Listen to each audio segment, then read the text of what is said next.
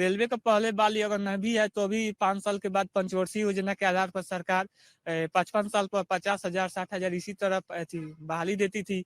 और युवाओं की संख्या इतना है कि कभी 1.5 करोड़ 1,20,00,000 80,00,000 90,00,000 इस तरह फॉर्म गिरता है। युवा 5-6 साल से ऐसे एलपी टेक्नीशियन के एथी में थे कि अब बहाली आएगा तब बहाली आएगा। ये चुनाव का इलेक्शन है कि सरकार अब बहाली देगी, लेकिन सरकार ने ऐसा किया कि 5,000 कुछ 9600 ऐसे 5,000 बहाली दिया एलपी टेक्नीशियन का। पहले ही आता था 50,000 60,000। उसके बाद आपको आ गया कि टेक्नीशियन का आपका एलपी एगो स्टेंस लोको पायलट वाला एगो टेक्नीशियन आता है उसी में उसी लेवल का। उसका भी बाली अनुमान लगा रहा था लोग कि 40,000 इससे भी कम नहीं आएगा, क्योंकि युवा कम से कम 90 फॉर्म भरे तभी 60-70 लाख फॉर्म भरेगा। लेकिन वैसा हुआ नहीं, लोगों का उम्र एक्सपायर हो गया। सरकार के देख रेख में कब बाली आएगा तब आएगा, लेकिन सरकार ये सब युवाओं की बात नहीं सुन रही है। सरकार ऐसे गांधी मैदान में बहुत ऐसा आदमी है जिनका उम्र एक्सपायर हो गया अपने पढ़ाई करते करते, उसके प्लस में कोई बहाली आता नहीं है। आता है तो कोई भी गवर्नमेंट सरकार हो या स्टेट सरकार हो, की जब बहाली आती है वो तो 2 साल 3 साल पैसे बहाली देती है। अगर आती है तो उसमें भी जिनके पास पैसा है वो अपने पेपर लीक करा के हो जाते हैं। पता चलता है कि आदमी युवा ये थी बहुत अच्छे से तैयारी हुआ है, जाके एग्जाम देके आया तो पता चला कि अंदर से कि क्वेश्चन लीक हो गया। फिर सरकार बात नहीं सुनती है कि ठीक है इसको हम जांच कराएंगे।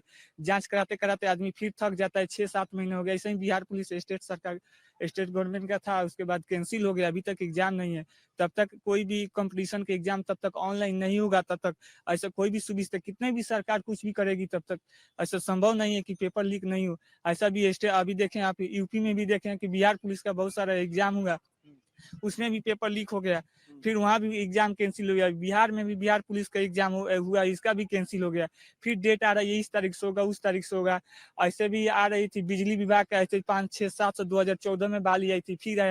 फिर आया आपको 2024 में नोटिफिकेशन आएगा। पता चला कि फिर साइड 2024 में आया। उसके बाद पता चला कि साइड हैंग हो गया है। उसके बाद कि नहीं फिर से फार्म भराएगा। बहाली दे के भी बहाली रोक लिया गया है। अब किस तरह अब सरकार जाने की क्यों रोक ली है। फिर बहाली को कैंसिल कर दिया है कि आएगा अभी तक नहीं आया।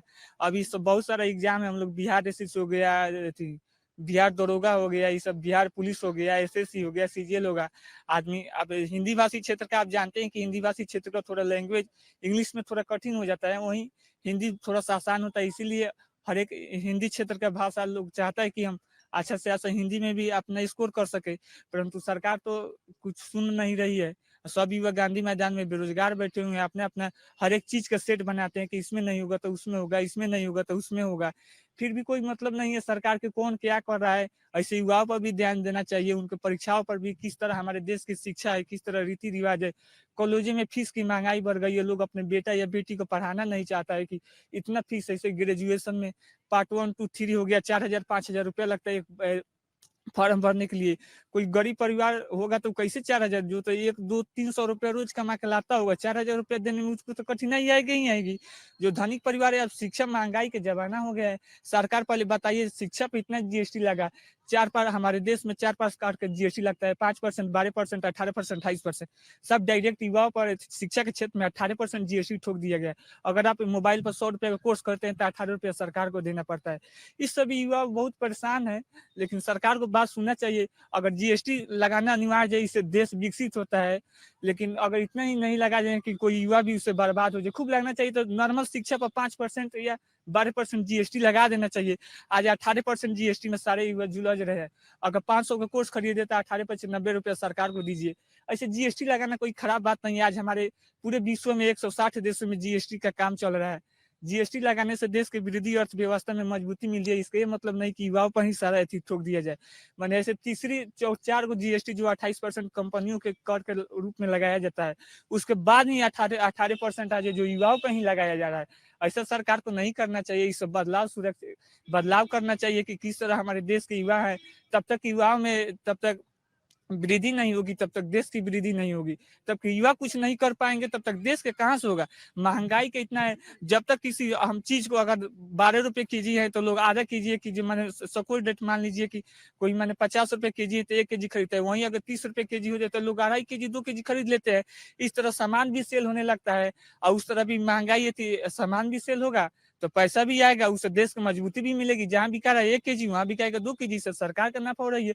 लेकिन सरकार तो ये बात तो सोच नहीं रही है। इस तरह हमारे अर्थव्यवस्था में इतना गड़बड़ी हो गया है कि आप बताइए कि अर्थव्यवस्था के क्षेत्र में हमारा कितना देश पिछड़ा हुआ है कि पहले महंगाई का था, माने और सब माने राजनीतिक पार्टी में। आपका नाम क्या हुआ? मेरा नाम रोशन कुमार हुआ। अगर आप ये वीडियो YouTube पर देख रहे हैं तो हमारे चैनल को सब्सक्राइब करें और बेल आइकन को दबाना ना भूलें। अगर आप Facebook पर ये वीडियो देख रहे हैं तो हमारे पेज को लाइक करें।